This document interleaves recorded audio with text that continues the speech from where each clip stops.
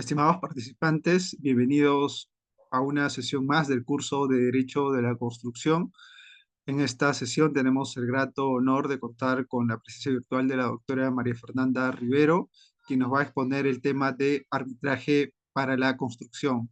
La doctora María Fernanda Rivero es maestra en arbitraje internacional por la Universidad Internacional de La Rioja, España, con especializaciones en Derecho de la Construcción, Derecho Civil, Comercial, Administrativo y contrataciones públicas, así como gestión de proyectos y habilidades gerenciales. Estimada doctora María Fernanda Rivero, a nombre de Biloyer, darle una cordial bienvenida y un enorme agradecimiento por haber aceptado la invitación de participar como ponente en este curso de Derecho de la Construcción. Nos sentimos muy contentos por ello y estamos completamente seguros de que será una sesión muy valiosa para todos los participantes. Muchas gracias y les cedo el uso de la palabra para que pueda iniciar con su ponencia. Muchas gracias, bueno, a Viroyer por la invitación y muchas gracias a todos los asistentes.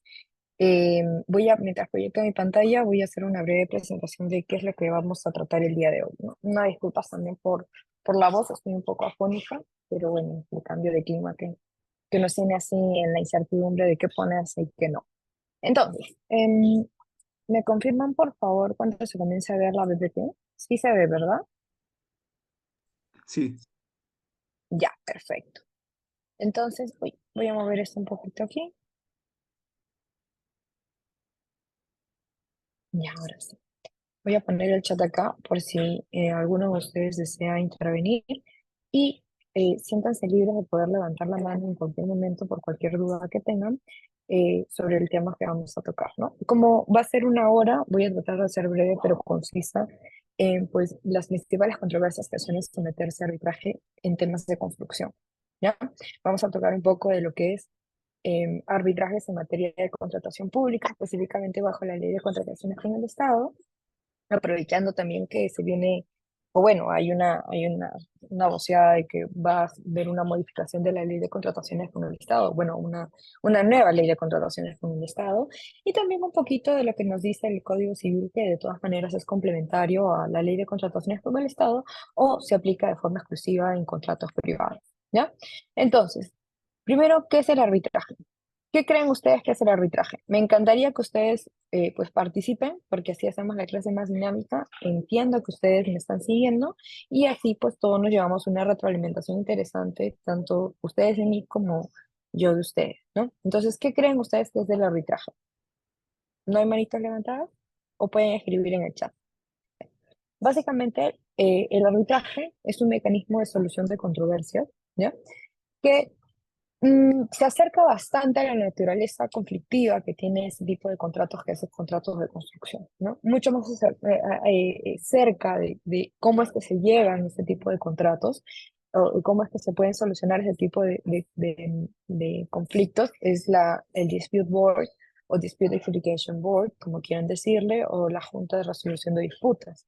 Entonces, es importante que ustedes tengan en cuenta que sí, si bien hay un mecanismo que puede gestar conflictos e incluso que puede prevenirlos, que es más afín al enfoque que se tiene con la JRD o los dispute board, en realidad. El arbitraje también es un mecanismo interesante e importante y que quizá no ha sido manejado de forma correcta para que efectivamente pueda satisfacer una necesidad de resolución de un conflicto, que es básicamente lo que quieren las partes cuando plasman o cuando pactan este tipo de solución de conflictos, ¿ya?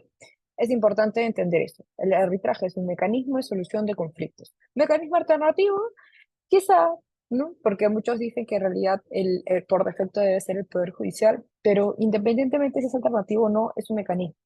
Y con eso debemos quedarnos, o con esa idea debemos quedarnos, ¿ya?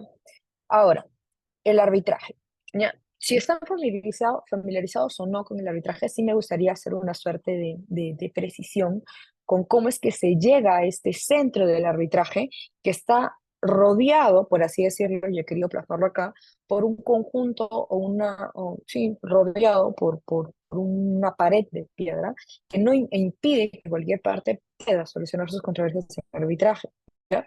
Independientemente si son materias de libre disposición o no, no vamos a tocar ese tema ahora, sino cómo es que yo puedo entrar, ¿ya? ¿Por qué puerta puedo entrar al arbitraje? ¿Cuál creen ustedes que es la puerta con la que yo puedo entrar al arbitraje, con la que yo puedo decir, sí, efectivamente, vamos a abstraernos de la jurisdicción ordinaria, que en Perú sería el Poder Judicial, y vamos a someter nuestras controversias en arbitraje? ¿Qué creen ustedes? ¿Ya? ¿Cuál es la llave con la que nosotros podemos abrir esa puerta, pasar esa pared de piedra, que es lo que les está representando hasta el momento, ¿ya? Y es lo que nos va a permitir solucionar las controversias en el caso de esta clase, controversias relacionadas a construcción. Es el convenio arbitral. Si no hay convenio arbitral, si nosotros en ninguna parte de nuestro contrato hemos suscrito o hemos elaborado una cláusula de solución de controversias, que es el título con el cual se suele denominar o en donde se puede encontrar un convenio arbitral, ¿ya?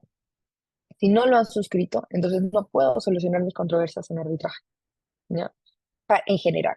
¿Ya? Ustedes dirán, sí, pero María Fernanda, bajo la ley de contrataciones con el Estado, pues es obligatorio, sí, efectivamente, pero ahí podemos entender que justamente ahí se encuentra el acuerdo de las partes. En el postor, al momento de aceptar y postular para la adjudicación de una buena pro, ¿sí?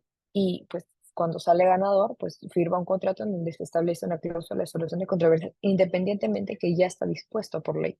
Es decir, un contratista sabe cuáles serían los mecanismos de solución de controversia al momento de postular para la adjudicación de una buena prueba.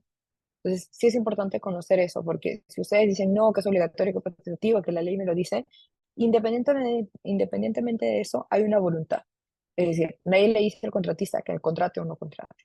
Ya sabe cuáles son las consecuencias de contratar con una entidad bajo la ley de contrataciones con el Estado, y pues si es un postor privado con un cliente privado, pues al momento de presentar la propuesta, si es que hay una convocatoria privada, pues ya sabría cuál es más o menos el sentido o el contenido de estos contratos y este contrato que voy a firmar, que muchas veces se establece un convenio arbitral, ¿no?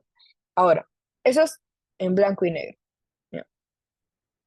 Pero ahora sí es importante que sepamos cómo es que puede estar elaborado un convenio arbitral o cómo es que podemos entender que hay un acuerdo entre las partes para que se pueda suscribir o a entender que hay una voluntad de querer someter las controversias a arbitraje, ¿ya? ¿Cuáles son? Pues está básicamente cuál es el contenido que debe tener un convenio arbitral, para que entendamos que es uno como tal, o cuál es la forma que debe tener un convenio arbitral para que se entienda que es uno como tal, pues nos lo establece el artículo 13 del decreto legislativo 1071, que es el decreto que norma el arbitraje, que dicho sea de paso también quiere ser modificado, pero eso es otra historia, ¿no? Esos son otros temas y creo que son otras situaciones que quieren revisarse para salvaguarda de pues los intereses que las personas que están proveyendo este tema pues puedan resguardar sus derechos, ¿no? Independientemente es un tema interesante.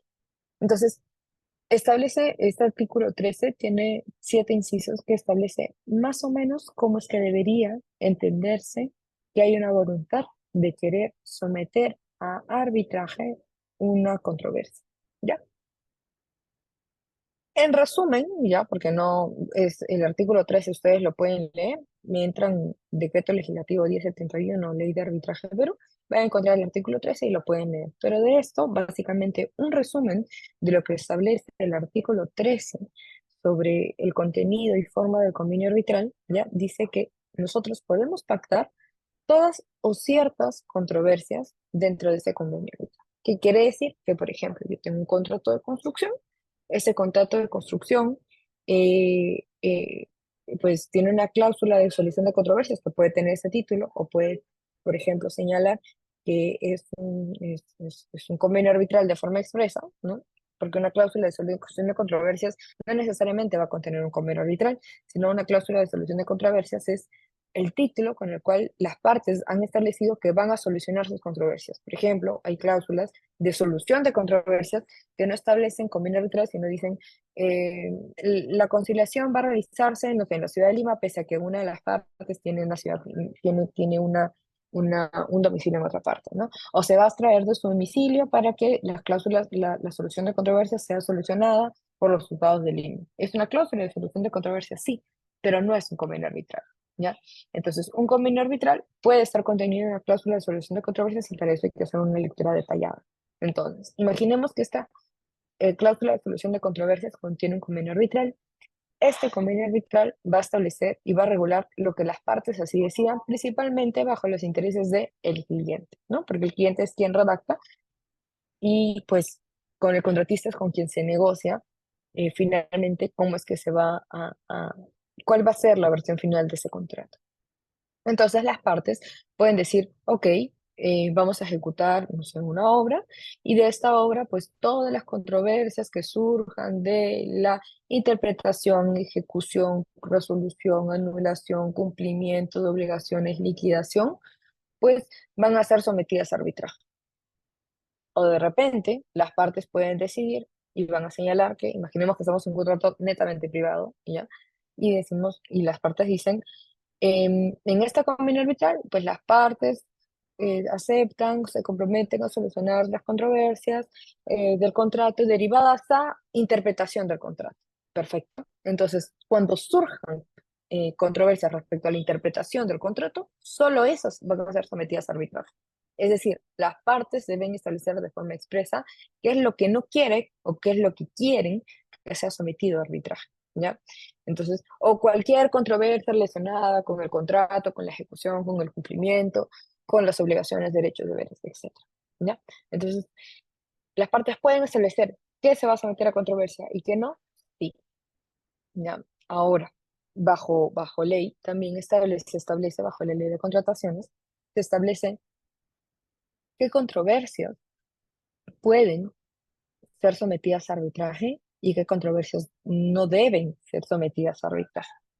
E incluso establecen la temporalidad con la cual yo tengo la oportunidad para poder someter a arbitraje un derecho. Y no estoy hablando de plazos de caducidad, sino estoy hablando de materias no arbitrables. Es decir, por ejemplo, la ley de contrataciones con el Estado establece momentos en los cuales yo puedo someter a controversias una penalidad. Perfecto. Yo puedo someter a controversias una penalidad hasta antes del pago final. ¿Ya? Pero estas controversias luego pueden ser sometidas, o una controversia, por ejemplo, una penalidad que no han aplicado durante la ejecución contractual, no en el pago final, sino durante la ejecución contractual. Yo podría someter la controversia luego del pago final, pues la ley me establece de forma expresa que no puedo someter a controversias, penalidades, o bueno, que solo son sometidas, solo son materias arbitrables, los vicios ocultos, o sea, luego del pago final, los vicios ocultos y las obligaciones que así estuviesen pactadas en el contrato luego del pago final, ¿no? Entonces, por ejemplo, mantenimiento, no sé, chequeos preventivos de cualquier tipo de actividad o, o servicio que hubieran brindado. Entonces, podría yo, con este ejemplo que les estoy dando, someter a arbitraje una penalidad, pues ahí hay un tema, ¿no? Que la ley de contrataciones establece de forma expresa que puede ser arbitrable luego del pago final, ¿no? Entonces es importante entender y comprender cuál es el alcance de lo que va a ser arbitrable y cuál es el alcance de lo que no va a ser arbitrable. Porque nuevamente, y recalco, el arbitraje no es una aplicación, no es una jurisdicción por defecto, sino es una jurisdicción por excepción. Y quienes marcan esta excepción o quienes son las que pues establecen cómo se va a hacer esta excepción, pues las mismas partes.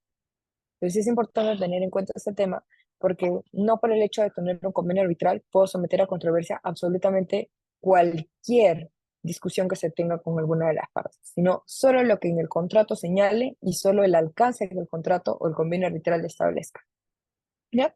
Ahora, una forma de convenio arbitral puede estar, sí, debe estar constado por escrito, puede constar con escrito, por escrito como una cláusula dentro de un contrato, o puede estar por escrito como un contrato paralelo al contrato que ha suscrito.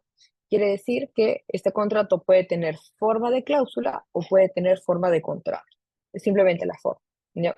Un convenio arbitral puede existir por sí mismo sin un contrato sobre el cual se establezcan derechos y obligaciones. No, porque un convenio arbitral simplemente es la forma de solución de controversias, es el acuerdo que las partes tienen para solucionar las controversias de qué, de obligaciones contractuales que se tienen.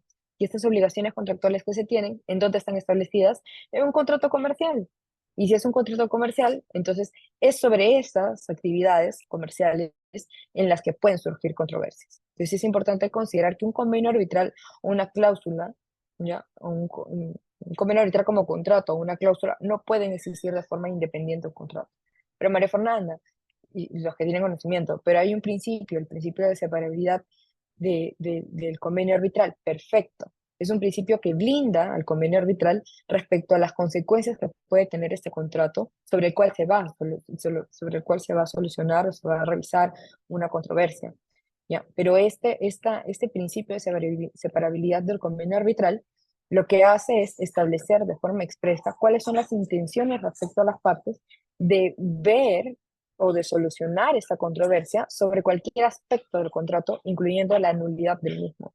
Entonces eso quiere decir que si un contrato es nulo, no tengo o no puedo yo señalar que porque mi contrato es nulo y como tengo una cláusula dentro de este contrato en forma de una cláusula convenio arbitral en forma de contrato, en forma de cláusula, pues yo voy a poder someter yo voy a poder decir que el tribunal arbitral no es, es incompetente para poder revisar esta controversia, debe abstraerse y eso debe ser revisado por el Poder Judicial. No.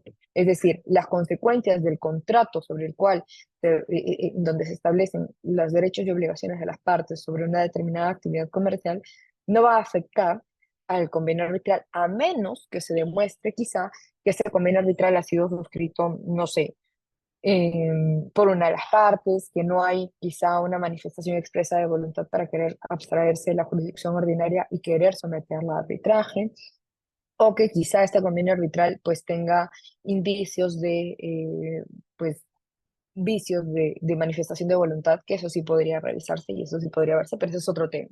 Aquí estamos partiendo por la premisa en la que las dos partes suscribieron un contrato que de repente que contiene un convenio arbitral o suscribieron un contrato que tiene un convenio arbitral por sí solo y que luego se va a discutir la nulidad y pues las partes no podrían argumentar o establecer como estrategia o teoría de caso que como el contrato es nulo, el convenio arbitral es nulo.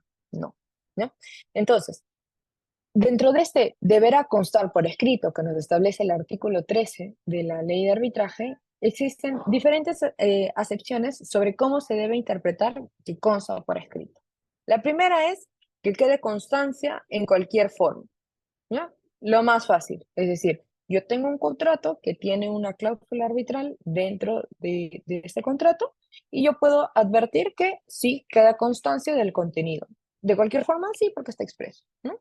Acuerdo de arbitraje, como es el convenio arbitral pactado de forma expresa, o actos concluyentes, ¿no? Los que son abogados entienden que hay actos que realizan las partes en las que se entiende que no necesariamente hay una manifestación de voluntad de forma expresa, ¿ya? De forma como se establece o como podríamos redactarlo en un convenio arbitral, sino existen actos que nos hacen entender que efectivamente hay una voluntad de querer someter a arbitraje cualquier controversia derivada de este contrato, ¿ya?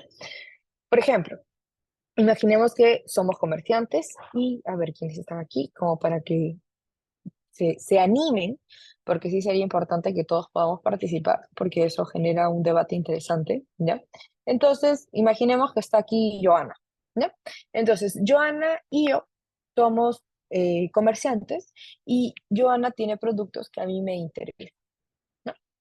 Entonces, Joana y yo acordamos de repente por WhatsApp suscribir o tener actividades comerciales en las que ella me va a brindar, no sé, me va a enviar tazas y yo voy a comprarle esas tazas, ¿ya? En esta actividad comercial, nosotros hablamos por WhatsApp, yo le digo, oye, Joana, está perfecto, pactamos el precio, el modo, la forma, los bienes que van a ser remitidos, el plazo en el que me lo va a entregar, tiene pues todos los elementos esenciales de un contrato, ¿ya? Y le establezco, y Joana me dice, ah, genial, me parece chévere, te voy a dar tanta cantidad de tasas, tú me vas a pagar tanto, te lo voy a enviar, te lo podría estar enviando esta semana, perfecto, le digo, hola Joana, pero adicional a esto, porfa, vamos a solucionar la controversia en arbitraje, ¿no? ¿Me confirmas, porfa? O bueno, vamos a solucionar cualquier controversia derivada de este contrato, pues va a ser solucionada en arbitraje, ¿no? Igual me envías, porfa, las tasas el sábado, porque tengo cosas que hacer o ya tengo unas actividades que realizar con esas tasas que yo necesito. Joana no me responde, pero de repente el sábado me envía las tasas. ¿ya? Pero estas tasas de repente me las envía de forma incompleta o me las envía rotas. Entonces yo inicio un arbitraje por estas tasas que me las ha enviado o por estas tasas faltantes o por estas tasas rotas. Y van a decir, un momentito, pero yo no he manifestado mi voluntad de querer someter a controversia en arbitraje, porque yo no he nunca afirmado esta situación.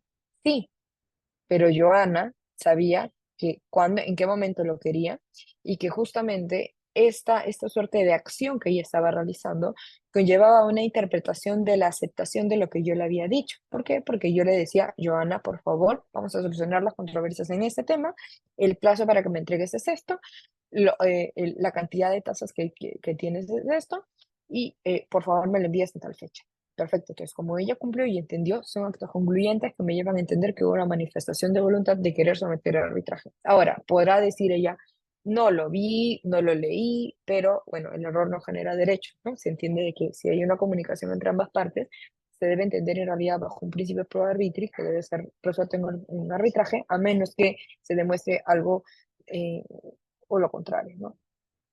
Otra situación. Comunicación electrónica y la información es accesible para su ulterior consulta. ¿Qué quiere decir esto? Por ejemplo, una de las partes puede decir no, no hay convenio arbitral porque no hay un contrato, no hay forma de contrato. O de repente tenemos un contrato inicial y luego tenemos una adenda, pero, o no tenemos una adenda, sino tenemos un contrato y luego yo le escribo y le digo, a ver, ¿quién está? Cris. Perfecto. Entonces, Cris, ¿qué tal? Necesito que me envíes, no sé, celulares, ¿ya? Entonces, necesito que me envíes estos celulares, eh, ya me los estás enviando de acuerdo al cronograma que habíamos establecido en el contrato, pero necesito que esto, si cualquier cosa sucede y por la cantidad de este contrato que estamos suscribiendo, por ejemplo, no es que me vas a enviar 10 celulares, es que me vas a enviar, no sé, pues 500.000 celulares, ¿no? Imaginemos que ascienden a 4 millones de soles esta compra de celulares, ¿ya? Estoy poniendo montos. Entonces, por el monto contractual que estamos suscribiendo y porque yo no quiero que nos demoremos mucho solucionando cualquier tipo de controversia que pueda existir, quiero que haya convenio arbitral. Y eso, por ejemplo, con Chris, lo estoy hablando después de haber suscrito el contrato inicial, lo estoy hablando por WhatsApp. Chris me dice, ok, lo vamos a solucionar para arbitraje. Perfecto. Luego, hay controversia, ¿ya? De repente no me llegan todos los celulares, ¿ya? Y yo me voy a arbitraje. O de repente no son los celulares que yo pedí, de repente son otros modelos. Entonces me voy a arbitraje. Cris va a decir, un momentito, pero en el contrato que hemos suscrito no hay ninguna cláusula de solución de controversias. Yo voy a decir, sí, pero esta cláusula de solución de controversias no está acá en el contrato, pero está acá en el acuerdo, que es una comunicación electrónica y puede ser accesible para su ulterior consulta. ¿Por qué? Porque aquí se puede ver expresamente que yo le digo, quiero solucionar mis controversias en arbitraje, y tú me dices, y Cris me dice de forma expresa, sí, voy a solucionar las controversias en arbitraje. Entonces, el hecho de que no se haya suscrito una adenda formal a este contrato inicial genera algún vicio o genera alguna una especie de oponibilidad a la manifestación de voluntad que han expresado las partes en este chat de WhatsApp. No. ¿Por qué? Porque la ley así establece la flexibilidad en la cual las partes pueden manifestar su voluntad de querer someter las controversias a arbitraje. Después hay intercambio de escritos de demanda y contestación de demanda en el que la existencia de un convenio arbitral sea afirmada por una de las partes y sea negada por la otra. ¿Qué quiere decir? Vamos con Connie. Connie y yo tenemos un contrato en el que ella me está suministrando ciertas actividades, o por ejemplo, ya aterrizando el tema en concreto, ella tenía que ejecutar una obra, ¿no? Una construcción, una edificación. Yo le digo, ok, Connie, ejecútame esto. Pero yo luego me doy cuenta que Connie comienza a retrasarse en la ejecución. Y como se ha retrasado, pues de acuerdo a lo que me establecía en mi contrato de forma expresa, yo podía resolverle el contrato. Entonces le resolví el contrato. Connie me dice un momento, y le digo, bueno, respecto a estas valorizaciones que me has presentado, en realidad tú no me las has acreditado, entonces te resuelvo el contrato y no te pago estas valorizaciones que no has acreditado. Connie me dice, no, disculpa, pero yo no estoy de acuerdo. Entonces, ella me inicia un arbitraje a mí, ¿ya? Imaginemos, y retrocedemos un poquito en ese ejemplo, que tenemos un contrato. Y este contrato, sí hay una cláusula de solución de controversias, pero esta cláusula de solución de controversias establece lo que ya me dice de por sí, por defecto, la ley, que es, vamos a solucionar las controversias en conciliación y luego te vas a ir al Poder Judicial, ¿ya? O sea, no hay un convenio arbitral en este contrato. Ahora, adelantamos nuevamente y nos vamos al presente en el que hay una controversia y Connie me inicia el arbitraje en un centro arbitral X, ¿no? O un arbitraje ad hoc, de acuerdo a lo que me establece la ley de arbitraje por defecto, un arbitraje ad hoc, ¿ya? Me inicia un arbitraje ad hoc y ella dice, sí, vamos a solucionar la controversia aquí, y yo señalo que sí hay convenio arbitral o sí hay voluntad de las partes. ¿Qué voy a decir yo? Yo le voy a contestar esta solicitud de arbitraje y voy a decir, no, discúlpame, pero la resolución de contrato ha sido correcta y no corresponde a valorización. Si no lo digo, y si luego presenta su demanda y yo presento mi contestación y de repente presento una excepción de lo que sea, menos del convenio arbitral, ¿estaré aceptando su convenio arbitral o estaré aceptando esta modificación de la forma de solución de controversias? Sí. ¿Por qué? Porque justamente se entiende que si hay una suerte de controversia, o si una de las partes inicia el arbitraje a pesar de que no hay convenio arbitral y la otra parte responde, pero no contesta o no se opone al inicio del arbitraje porque no hay convenio arbitral, entonces estaría en ese momento consintiendo la modificación de la forma en la que se va a solucionar la controversia. Ok, para los que saben arbitraje o los que han visto o están más familiarizados con este tema, pero hay un convenio arbitral. No, pero hay una causal de anulación del laudo por inexistencia de convenio arbitral. Sí, sí, pero esto tiene que ser pactado o esto tiene que ser advertido de forma expresa, porque si no se entiende que hay una manifestación de voluntad positiva con respecto a abstraerse de la jurisdicción ordinaria y querer solucionar las controversias en arbitraje. ¿Ya? Intercambio de escritos, perfecto. Ya, la otra situación es referencia hecha en un contrato sobre otro que contiene un convenio arbitral. ¿Ya? ¿Qué quiere decir hasta ahí? Que yo tengo un contrato con, a ver, vamos bajando, más voluntarios obligatorios. A ver, tenemos a Lucy, ¿ya? Lucy dice, em, suscribimos un contrato, ¿ya? Un contrato de ejecución de obra, ¿ya? Y con Ronnie es un subcontratista, ¿ya? Lucy suscribe un contrato con Ronnie, que es mi contratista, yo soy el cliente, ¿ya? Lucy y yo tenemos un contrato, a ver, referencia a uno sobre el otro, no sé si, bueno, creo que se va a confundir. Ya, mejor lo hacemos así. Lucy y yo tenemos un contrato, ya, de ejecución tenemos un contrato partido, un contrato de diseño de ejecución de obra y un contrato de ejecución misma, ya. Por cuestiones mías, que nadie entiende en realidad, por cuestiones mías, Lucy es tanto la que va a ejecutar el diseño y la que va a realizar la ejecución de la obra misma, pero no es un diseño de construcción, sino es un diseño tradicional, pero coincidentemente, porque puede suceder, Lucy es la misma persona que va a ejecutar, ¿ya? Entonces, en mi contrato 1, ya yo tengo una convenio arbitral, y en mi contrato 2, quizá yo hago referencia al primer contrato de diseño, pero en mi contrato 1 no establezco un convenio arbitral, pero sí hago una suerte de referencia de mi contrato 2 sobre mi contrato 1, ¿ya? Ahí puede suceder. Pero la ley me establece un requisito adicional para que se entienda de que en este contrato 2 que no tiene convenio arbitral, existe un convenio arbitral. ¿Cuál es la otra situación? La referencia debe implicar que el convenio arbitral forma parte del contrato. Es decir, en este contrato 2, pese a que no hay convenio arbitral, yo debo señalar que la forma de solución de controversia quizá es la que establece el contrato 1, así de expreso, ¿ya? Otra situación es el cumplimiento de las normas jurídicas elegidas para el convenio arbitral, fondo de la controversia, derecho peruano, para entender que un convenio arbitral es válido. ¿Ya? Esto es muy importante porque hay jurisdicciones, ¿ya? Hay países en los que por escrito se entiende expreso.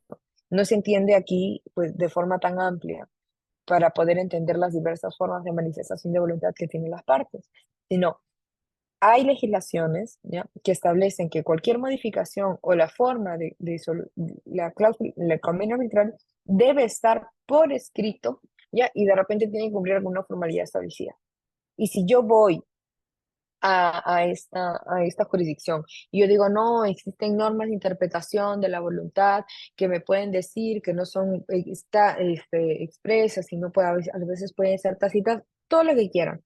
Pero si esta ley me establece de forma expresa que no se puede entender de otra forma que no sea expresa y escrita, y quizás hasta con una formalidad. Entonces, por más de que alguna de las partes haya actuado con actos concluyentes de acuerdo a esa legislación, no correspondería entender que este convenio arbitral es válido. Entonces, es importante que ustedes consideren estos temas, por ejemplo, en arbitrajes internacionales.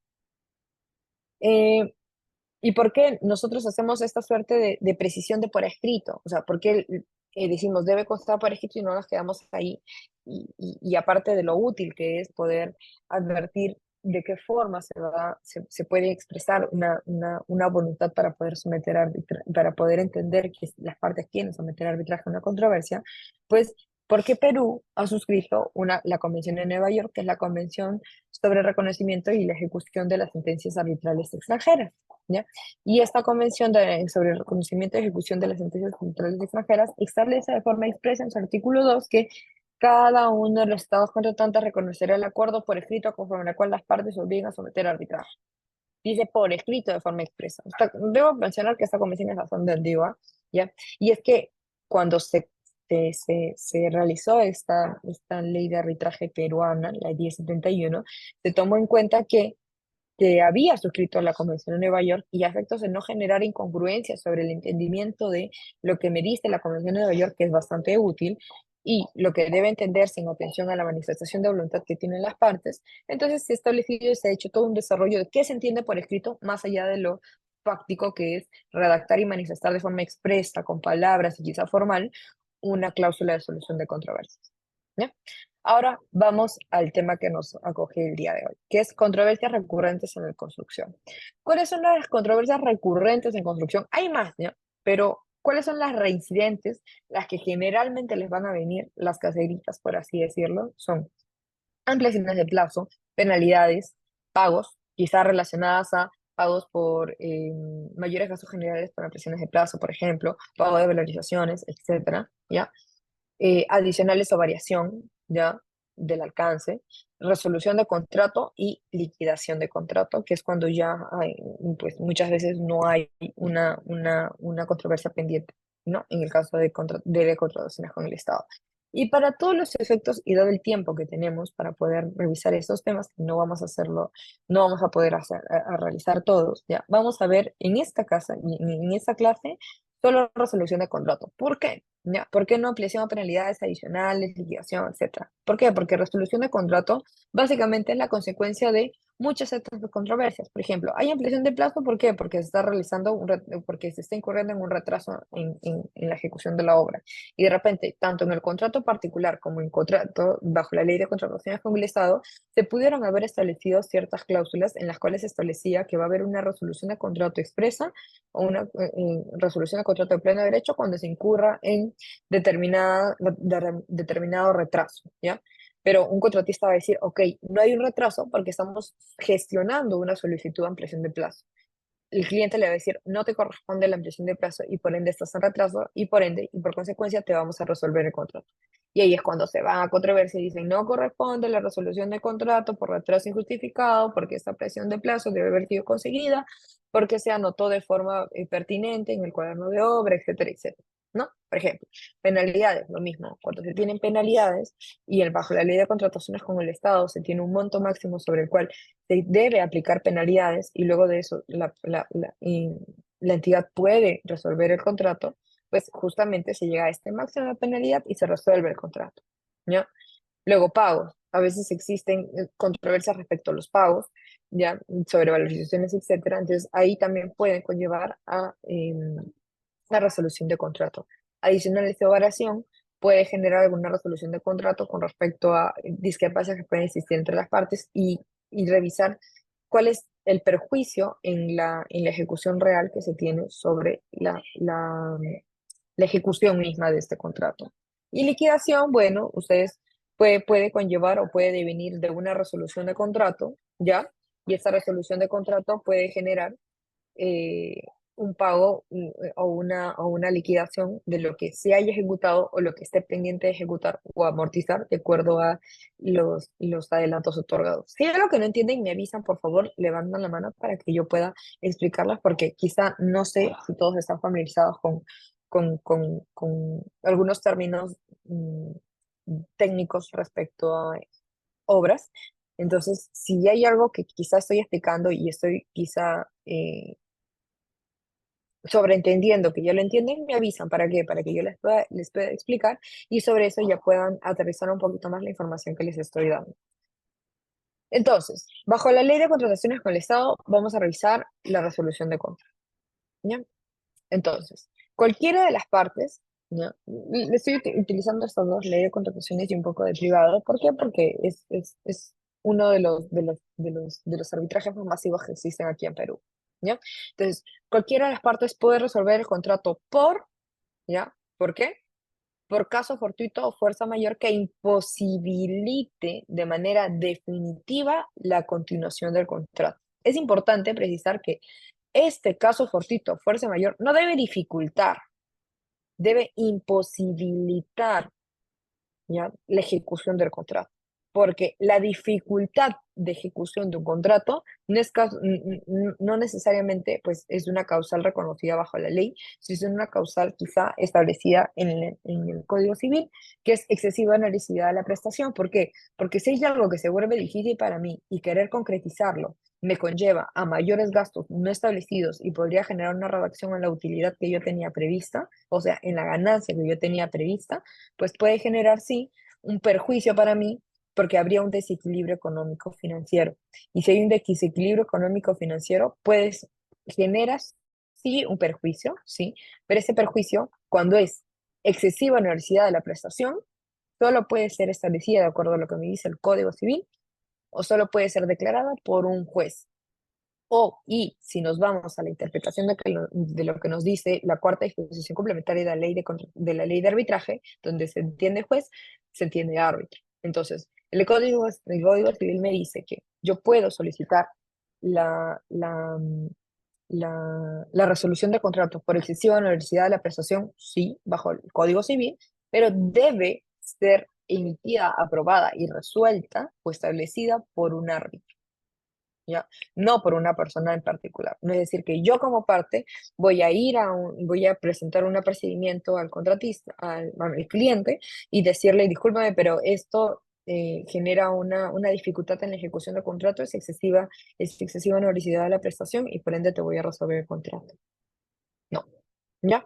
Entonces, sí es importante ver ese tema, ¿no? Lo que sí puede haber es una especie de solicitud de modificación de los términos del contrato, quizá un plazo adicional, un plazo mayor, y eso tiene que ser por caso fortuito o fuerza mayor, porque si no sería por causa atribuible al contratista. Pero sí es importante determinar que resolver el contrato de forma unilateral a decisión de una de las partes solo puede ser por una causal que imposibilite de manera definitiva continuar con la ejecución del contrato. Ya, es importante considerar eso. Luego, por incumplimiento de sus obligaciones conforme a lo establecido en el reglamento. Luego vamos a ver que en realidad las obligaciones que pueden ser incumplidas por la entidad son diferentes a las obligaciones que pueden ser incumplidas por el contratista, pero básicamente de lo que estamos hablando es incumplimiento de obligaciones. Pero luego, en un momento, vamos a entrar a detallar eh, qué tipo de obligaciones pueden ser incumplidas por cada una de las partes que pueda conllevar a una resolución de contrato. Luego tenemos el tercero es por hechos o incidente el funcionamiento del contrato que no es imputable a ninguna de las partes. Lo mismo. Entonces, causales de resolución de contrato pueden ser, ahora sí, ¿no? Al contratista y a la entidad, ¿ya? El contratista dice, entre causales de resolución de contrato, en las que pues, puede incurrir el contratista para que la entidad le resuelva el contrato es que incumple injustificadamente obligaciones contractuales previo requerimiento. Es decir, y vamos a verlo en un ratito, primero debo solicitar al contratista que cumpla con sus obligaciones, y si no las cumple dentro de un determinado plazo, pues entidad puede resolver el contrato. Luego hay una acumulación de penalidad máxima por mora o el monto máximo para las otras penalidades, ¿ya? ¿Y por qué? Y eso es un dato curioso, se establece el 10% de la penalidad, porque usualmente, y se establece, que mínimamente un contratista debería, cuando postula, debería tener un 10% de la utilidad del monto del contrato, es decir, puede o debería ganar para que este tipo de actividad comercial tenga algún tipo de resultado positivo, ¿ya? Es que mínimamente debe tener el 10% de la utilidad prevista. Y si no tiene el 10% de la utilidad prevista, estaría incurriendo ¿en qué? En pérdidas, ¿ya? Entonces, por eso la ley establece que em, cuando se incurre en el 10% de penalidad, ya no sería, en realidad, no tendría objetivo continuar con esa actividad comercial porque simplemente el contratista no estaría o no se estaría satisfaciendo quizá una necesidad de retribución económica que podría tener un contratista, que es importante, que creo que es relevante, ¿no? La ley de contratación no solo protege actividades de la entidad que sí resguarda el interés público, pero en realidad nadie compra pan para vender pan, ¿no? Sino yo tengo un interés que satisfacer como entidad, que es la necesidad pública, y el contratista tiene un interés que satisfacer, que es una retribución económica, que es lo normal. Entonces, por esto establece y se precisa este modo. Luego, paralización y reducción o retraso injustificado de la ejecución de la prestación previo requerimiento de corrección, ¿ya? Es decir, el contratista incurre en alguna paralización no establecida o no aprobada, una reducción o retraso injustificado. Justamente por eso es que se establece o muchas veces se solicita la ampliación de plazo, ¿ya? Por ejemplo, con respecto a la acumulación de penalidad máxima por mora o el monto máximo de otras penalidades, por ejemplo, es cuando el contratista incurre en el monto de lo ejecutado es menor al 80% de lo que se debía ejecutar de acuerdo al calendario de obra de dicha fecha. Ya, es decir, cuando durante la ejecución del contrato, de forma reiterada, un contratista esté bajo el 80% de lo que debería cumplir, ya, que es cada mes o por cada valorización se establece, por ejemplo, un 100%, ya, que no es el 100% de la obra, es un 10% determinado, ya. Y este 100% determinado, que es un porcentaje de todo lo que tiene que cumplir a lo largo de la ejecución del contrato, está por debajo del 80% de forma reiterada. Entonces, ahí sí se puede entender que existe un retraso injustificado por parte del contratista, previo procedimiento, previo comunicación de este retraso en el que está incurriendo, y luego se puede resolver el contrato o se puede intervenir la obra. Hay dos situaciones que pueden conllevar que pueden este, dos panoramas que se pueden advertir en este tipo de situaciones, como este retraso injustificado. Ahora, para la entidad, ¿qué tiene o a qué punto debe llegar una entidad para que se le resuelva un contrato, para que el contratista le resuelva el contrato por causa de la actividad de la entidad? Primero, incumplimiento justificado por parte de la entidad de los pagos u otras obligaciones esenciales a su cargo previo requerimiento. Obligaciones esenciales, y con esto me quiero quedar. A diferencia del contratista, que es incumplimiento injustificado de obligaciones contractuales, la entidad debe cumplir obligaciones esenciales. ¿Y qué son estas obligaciones esenciales? Me voy a adelantar un poquito. Debe, pues, imaginemos que la entidad no ha informado quién va a ser el supervisor al contratista. O de repente, que la entidad no entregue el terreno. O que no provea el calendario de entrega de materiales o insumos en los que hubiera asumido como obligación. O que la entrega del expediente técnico esté incompleta. O que el otorgamiento de adelanto directo. ¿Entienden? Entonces, existen supuestos específicos que se pueden entender que son incumplimientos esenciales. O sea, no cualquier incumplimiento, ya, incluso legal, ya, es un incumplimiento de obligación esencial, ya, que se incumple una obligación legal de acuerdo, no sé, pues a los montos que se tienen, ya, por ejemplo, el tema de JRD, el hecho de que se tenga o no una JRD, pese a que, por ejemplo, supere los 20 millones un contrato, no es una obligación esencial. ¿Ya? ¿Por qué? Porque la ley me establece incluso cuando se tiene un convenio arbitral que contiene la JRD y esta todavía no se instala, hay otros mecanismos de solución de controversias que como es el arbitraje. Entonces, la JRD o el sometimiento a arbitraje o la regulación de una JRD no es una obligación esencial. Que esto haya sido una obligación legal de acuerdo a la ley de contrataciones o al reglamento, bueno, eso ya se verá con las personas responsables de la toma de decisión en la elaboración de este contrato. Pero esas son responsabilidades totalmente distintas y son obligaciones totalmente distintas. ¿Ya? El contrato de supervisión de obra, bueno, el supervisor puede resolver el contrato, etcétera, etcétera, ¿no? Eso es para contrato de supervisión. Y ambos contratistas, ya digo, ambas partes, contratista como entidad, pueden resolverse el contrato por caso fortuito o fuerza mayor o el hecho de procedimiento al perfeccionamiento del contrato que no sea imputable a las partes y que posibilite de manera definitiva la continuación de la ejecución del contrato. ¿Qué quiere decir? Y voy a correr un poquito más, que ambas partes, ¿ya? Pueden resolverse en contrato por esta causal, caso fortuito, fuerza mayor o por hecho sobreviniente, ¿ya? Pero hay una variación en lo que me establece la ley, porque hay una modificación de la ley que establece que la entidad solo puede resolver el contrato por esto, ¿ya? Sin apercibimiento, y hay otra modificación de la ley que me establece que la entidad o el contratista, que son los dos, puede resolverme el contrato por esta causal sin apercibimiento previo. Entonces es importante considerar ese tema. ¿Ya? Procedimiento de resolución de contrato, como ya habíamos estado adelantando, es primero una de las partes cuando es en obra, ya debe requerir la parte que sienta que la otra no está incumpliendo sus obligaciones generales, como lo que en el caso del contratista u obligaciones esenciales en el caso de la entidad, ya, en un plazo de 15 días. ¿Ya? Le- por ejemplo, yo soy contratista, discúlpame entidad, pero tú hasta ahora no me entregas el expediente clínico completo y estoy ejecutando esto y no se puede. Y yo te he solicitado y tú no lo estás realizando y yo voy a recaer en retrasos. Entonces, como tú no me lo estás dando, a pesar de que entonces te lo voy a requerir. ¿Ya? Hemos conversado, te lo estoy requiriendo bajo procedimiento de resolución de contrato y te voy a dar 15 días para que tú puedas remitirme este expediente técnico.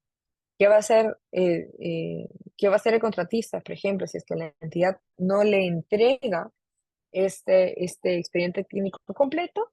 Pues va a resolver el contrato, ¿ya? Entonces, puede ser, por ejemplo, en caso de entidad, puede resolver el contrato por acumulación máxima de penalidad, ¿ya? Cuando la situación de incumplimiento no puede ser revertida, allá. Entonces, esta suerte de premisa de los 15 días ¿ya? Sí es requerida, por ejemplo, ante cualquier obligación que pueda incumplir, por ejemplo, el contratista, pero la entidad puede resolver el contrato, ¿ya? Sin necesidad de procedimiento previo en estos supuestos, por acumulación máxima de penalidades, cuando la situación de incumplimiento no pueda ser revertida, y por caso fortuito, fuerza mayor o por un hecho sobreviviente que imposibilite de manera definitiva la continuación de la ejecución del contrato. En estos supuestos no se necesita un procedimiento previo, ¿ya? Y todos estos plazos, o sea, una vez se resuelve el contrato, ya, el contrato de construcción, una vez que se resuelve el contrato de construcción, una de las partes pues tiene que iniciar la acción dentro del plazo determinado. ¿Por qué? Porque existe y aplica el plazo de caducidad. Y ustedes saben que el plazo de caducidad que extingue el derecho y extingue la acción. Entonces yo no podría reclamar este derecho.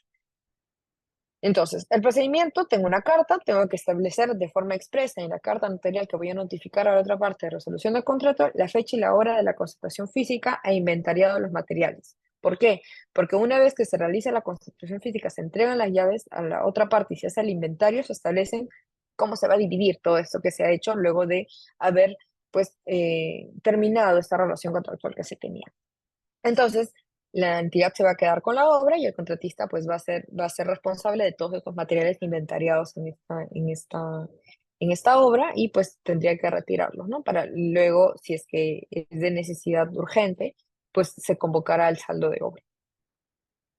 Obra queda bajo responsabilidad de la entidad, ¿ya? Ah, y un caso importante, ¿no? Por ejemplo, imaginemos que se resuelve el contrato pero hay una controversia, ¿no? Por ejemplo, ya, se resuelve el contrato, pero por A o B motivos, yo en mi resolución de contrato no he establecido cuándo se va a realizar la constatación notarial y entrega de terreno.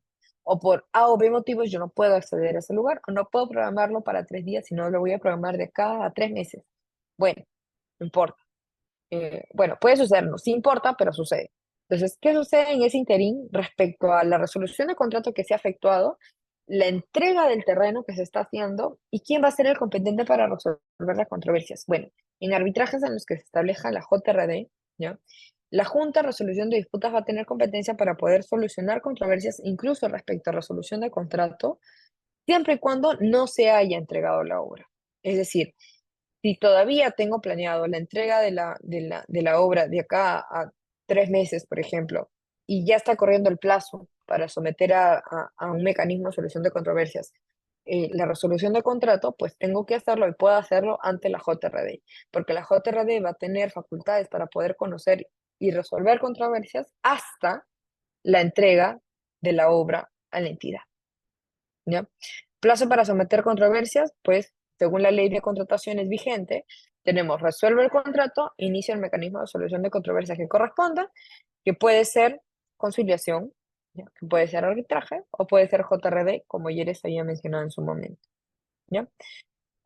Consecuencias de la resolución de contrato, por ejemplo, en el caso del contratista, por culpa atribuible al contratista, es decir, cuando esta resolución de contrato ha sido por culpa del contratista, existe un resarcimiento por daños y perjuicios a favor de la entidad, ¿ya? Y se informa al OCE para el inicio del procedimiento administrativo sancionador por esta resolución de contrato por culpa atribuible al contratista y pues van a generar un montón de consecuencias como inhabilitación temporal, permanente, etcétera, ¿no? Luego, cuando es por culpa atribuible a la entidad, es decir, cuando se ha resuelto el contrato por culpa atribuible a la entidad, pues le corresponde al contratista el 50% de la utilidad prevista de cada dejada de percibir. Ahora, sí es importante establecer, porque ha sucedido que, por ejemplo, una entidad ha consentido la resolución de contrato, ¿ya? Y esa entidad que ha consentido la resolución de contrato luego se van a arbitraje. El contratista dice, sí, se ha consentido, creo que ya con respecto a eso no ha habido más discusión, ¿ya? Y cuando se ha emitido el laudo, han dicho, sí, ha habido consentimiento a resolución de contrato, pero no le puedo otorgar este 50% de la utilidad prevista dejada de percibir, porque el contratista jamás me ha dicho cuál es la utilidad prevista que tenía establecida en el contrato. Yo les dije hace un momento que mínimamente un contratista debe tener el 10% de la utilidad para que se entienda que esta actividad comercial es una ganancia. ¿Ya? No todos lo hacen, algunos hacen más, algunos hacen menos, a costa de o con miras a que pues les otorguen la buena paga. Eso es decisión de cada uno de los contratistas. Pero si yo no acredito de forma expresa cuál era la utilidad que tenía, entonces un árbitro no va a estar adivinando, no va a dar un monto en específico. Entonces, no es que le pueda dar el mínimo, porque no sabemos a ciencia cierta si ese mínimo se está cumpliendo o no. Resarcimiento por daños y perjuicios ocasionados, ok. Y penalidad, las penalidades que se consignen se hacen efectivas en la liquidación. Es decir, si han aplicado penalidades, se pueden hacer, se van a descontar o se van a otorgar a favor de alguna de las partes en la penalidad, ¿ya? Cuando la obra no haya iniciado, ojo, ¿ya? Cuando no, por ejemplo, no había entrega de terreno, ¿ya? No corresponde el pago de la utilidad prevista para los daños efectivos derogados. Es decir, una entidad no libero o no entrego el terreno al contratista para que pueda ejecutar y él me lo ha solicitado y luego me ha mandado una carta de procedimiento, y luego me ha resuelto el contrato y luego en arbitraje me exige el 50% de utilidad prevista, dejar percibir que es el 50% de utilidad del 100%, no corresponde, porque no he iniciado. ¿Ya? Procedimiento de resolución bajo el Código Civil es bastante similar. Primero se realiza un requerimiento de un plazo de 15 días, ¿ya? Para que cumpla. Se hace o se establece cuál es, bueno, si no cumple, se advierte el incumplimiento y se resuelve el contrato y pues ya se entiende por resuelto el contrato, ¿no? Para someter a controversia esto es bajo el plazo de ley que me establece el Código Civil sobre obligaciones contractuales, ¿ya? Y esto se encuentra, o esta regulación respecto a los plazos, está en el artículo 1429 del Código Civil. Es bastante preciso. Uy, ya, ahí.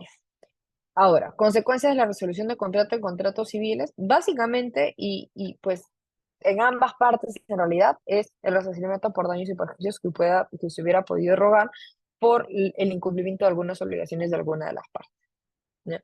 Entonces, ahora he tenido que correr básicamente para que podamos terminar a tiempo. No sé si tienen alguna duda sobre lo que hemos explicado hasta el momento. Bueno, aquí tienen mis datos por si tienen alguna duda adicional, pueden escribirme por correo electrónico. Yo les respondo en la brevedad de lo posible. Y bueno, agradezco que me hayan prestado sus nombres al momento de hacer los ejemplos y también pues la atención de las personas que han podido escuchar la exposición del día de hoy. Entonces, si no hay preguntas, que me parece que no hay porque no veo manitos levantadas, yo agradezco a Vilo George y a la organización por la invitación. Entonces, no sé qué correspondería luego de pues haber culminado con ese tema y que no hayan preguntas pendientes. Muchísimas gracias, estimada doctora, por la excelente disertación sobre el tema de arbitraje.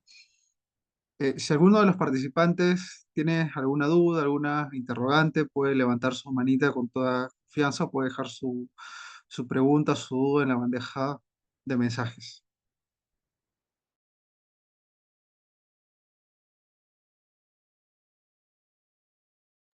Perfecto, me parece que no hay. Entonces, bueno, muchas gracias a todos por su atención, muchas gracias a Bill Lawyer por la invitación y ya espero que nos veamos en otra oportunidad. Muchas gracias. Muchas gracias, estimada doctora, nuevamente por la excelente disertación y por haber aceptado la invitación de Bill Lawyer. Esperamos en otra oportunidad contar con usted.